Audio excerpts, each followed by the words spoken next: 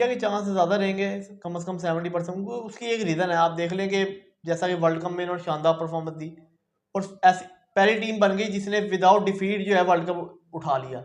उसके बाद आप देख लें सूर्य कुमार जब जब कैप्टनसी इन्होंने की है, वर्ल्ड कप से पहले भी इनको एक दो बार चांस मिला, जबकि साउथ अफ्रीका में लास्ट टाइम जब ये गए थे, जब भी सूर्य कुमार यादव कैप्टन थे, जब भी सीरीज बराबर करके आए थे। और अभी जब वर्ल्ड कप के बाद श्रीलंका में सीरीज जीती इन्होंने, बांग्लादेश को T20 में एक मैच में 297 रन कर दिया।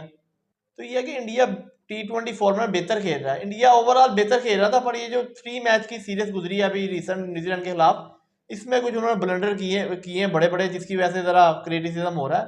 मतलब T20 फॉर्मेट तो जो लड़के हैं ये कमाल के परफॉर्म कर रहे हैं, खासतौर पर सूर्य कुमार यादव जो अपनी कैप्टनसी में वो कोई प्रेशर नहीं लेते। आप देखें वो रन भी करते हैं और डिलीवर भी करते हैं कैप्टनसी।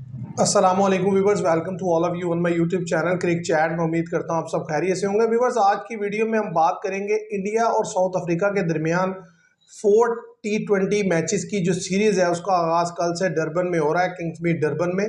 और ये साउथ अफ्रीका का जिसे कहेंगे one of the oldest stadium है ये। और साउथ अफ्रीका जो है काफ़ी अरसे के बाद उसकी पूरी बैटिंग स्ट्रेंथ खेलेगी इस T20 मैच में।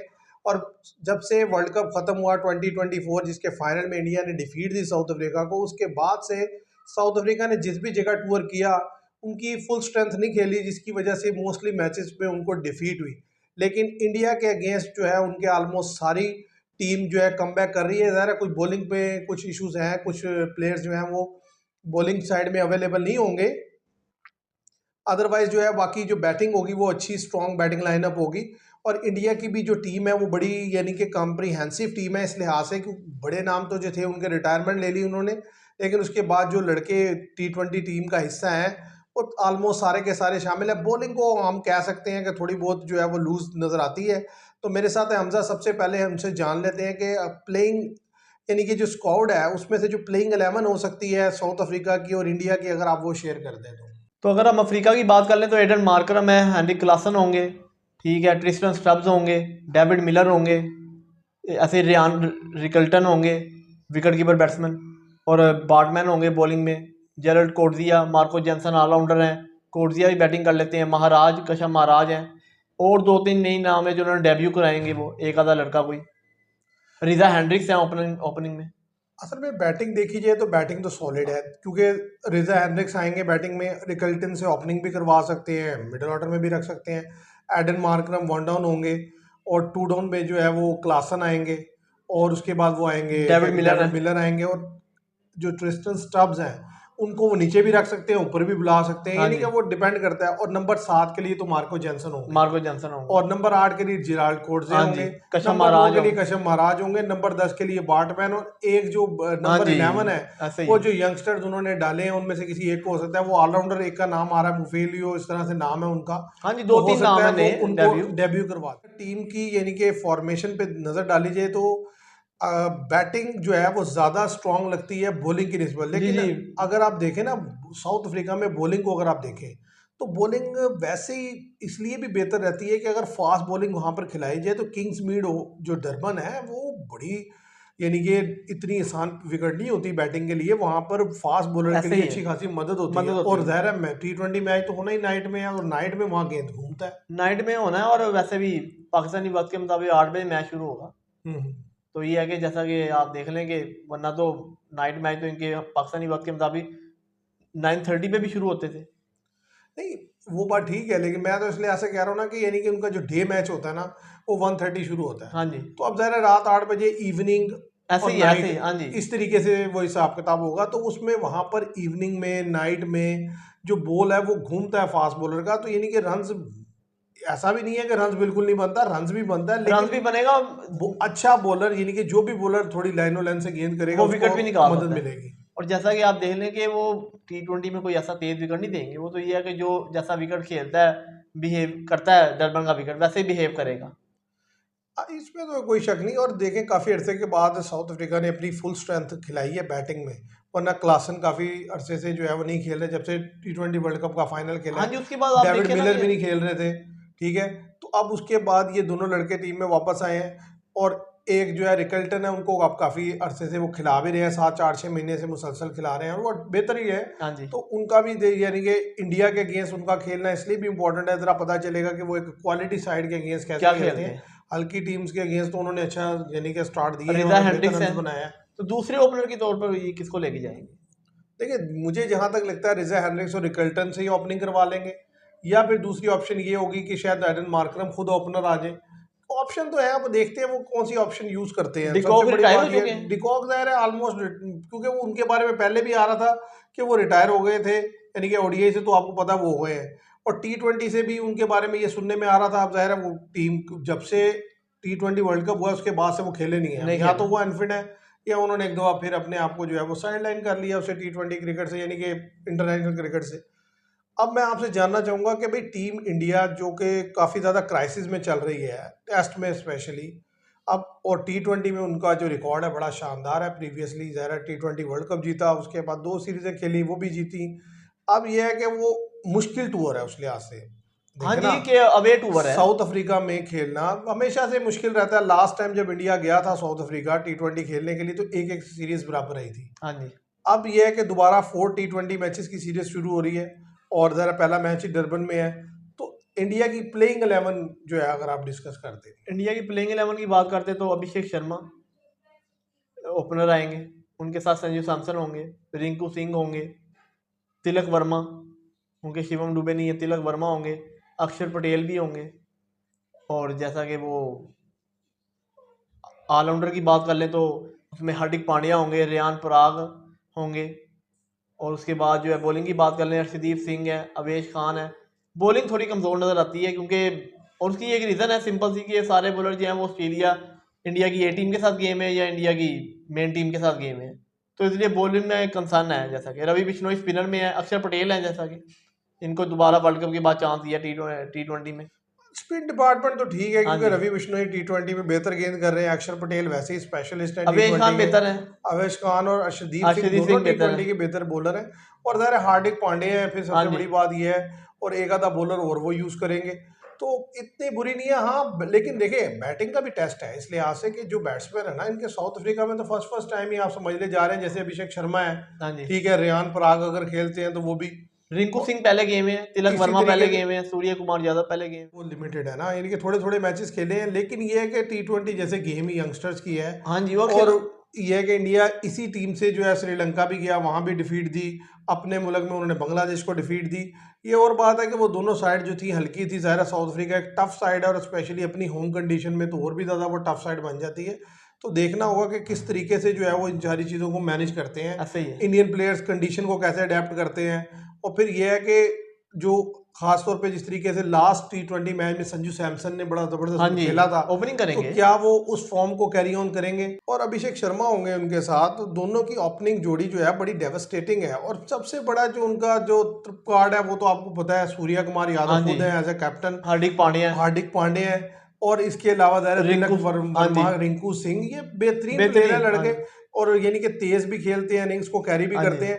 तो व्यूअर्स ये तो जो प्लेइंग 11 इंडिया की हो सकती है पॉसिबल, वो हमने आपके सामने रखी। ये समझता हूँ कि जिस तरीके की डरबन की कंडीशन है उसमें अगर तो विकेट फेवरेबल होती है बॉलर्स के हाँ लिए, जी, फिर तो 160 170 रन बेहतर होगा।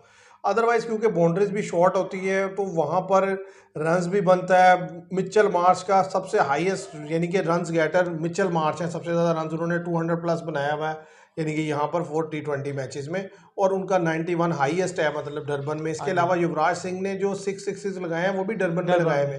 तो इसका मतलब ये है कि डरबन में यानी कि रन्स भी बनता है। हाँ तो जी। अगर तो विकेट बैटिंग के लिए बेहतर होगी तो फिर 200 एटलीस्ट रन्स होना नहीं, फिर तो चाहिए, बनेगा, इसमें जो कोई कि शक नहीं। यानी कि डिफेंड करने में बेहतर रहेगा। अदरवाइज अगर 170 160 तो इसे आप मिक्स रन्स कह हाँ सकते जी, हैं, यानी कि इसमें नहीं नहीं, वो तो पॉसिबिलिटी आप जीत भी सकते हैं, लूज भी विकेट पे कर डिपेंड सकते हैं। करेगा। अगर विकेट बॉलर्स को मदद देगी तो 160-70 रन बेहतर रन है, बेटर है। अगर विकेट बैटिंग के लिए सूट करेगी तो फिर कम से कम 200 बोर्ड पे लगाना पड़ेगा जो भी टीम पहले खेलेगी।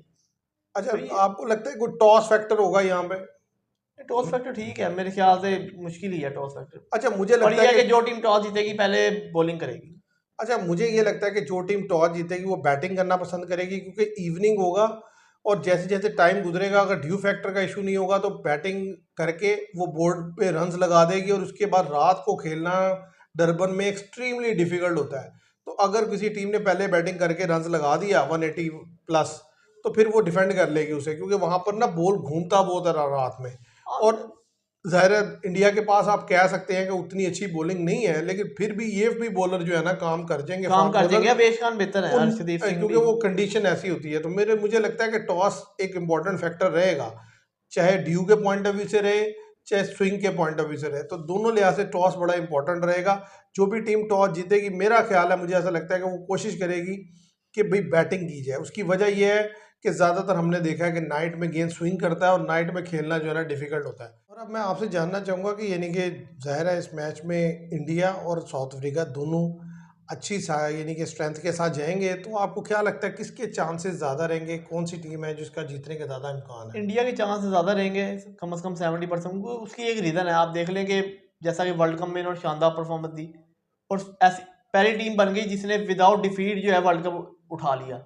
उसके बाद आप देख लें सूर्य कुमार जब जब कैप्टनसी इन्होंने की है, वर्ल्ड कप से पहले भी इनको एक दो दफा चांस मिला, जबकि साउथ अफ्रीका में लास्ट टाइम जब ये गए थे जब भी सूर्य कुमार यादव कैप्टन थे, जब भी सीरीज बराबर करके आए थे। और अभी जब वर्ल्ड कप के बाद श्रीलंका में सीरीज जीती इन्होंने, बांग्लादेश को T20 में एक मैच में 297 रन कर दिया। तो ये है कि इंडिया T20 फॉर्मेट में बेहतर खेल रहा है। इंडिया ओवरऑल बेहतर खेल रहा था, पर ये जो 3 मैच की सीरीज गुजरी है अभी रिसेंट न्यूजीलैंड के खिलाफ, इसमें कुछ उन्होंने ब्लंडर किए हैं बड़े बड़े, जिसकी वजह से ज़रा क्रिटिसिज्म हो रहा है। वरना T20 फॉर्मेट तो जो लड़के हैं ये कमाल के परफॉर्म कर रहे हैं। खासतौर पर सूर्य कुमार यादव जो अपनी कैप्टनसी में वो कोई प्रेशर नहीं लेते, आप देखें वो रन भी करते हैं और डिलीवर भी करते हैं कैप्टनसी से भी। तो मेरा ये चांस है 70% इंडिया का चांस है, क्योंकि साउथ अफ्रीका उनके मुकाबले में वैसे भी ज़रा डर के खेलती है। जैसा कि आपके एग्जांपल है वर्ल्ड कप फाइनल की, कि जैसा कितना सेट जा रहे थे ये, वो एक ओवर बुमराह ने जो हार्दिक पांड्या हैनिक क्लासन को आउट करना था और उसके बाद ये नीचे लग गए, और फिर कैच जो पकड़ा सूर्य कुमार यादव शानदार। तो ये है कि वो टीम बेहतर है और वो इतनी सलाहियत रखते हैं कि अफ्रीका को अफ्रीका में हराने की सलाहियत रखते हैं।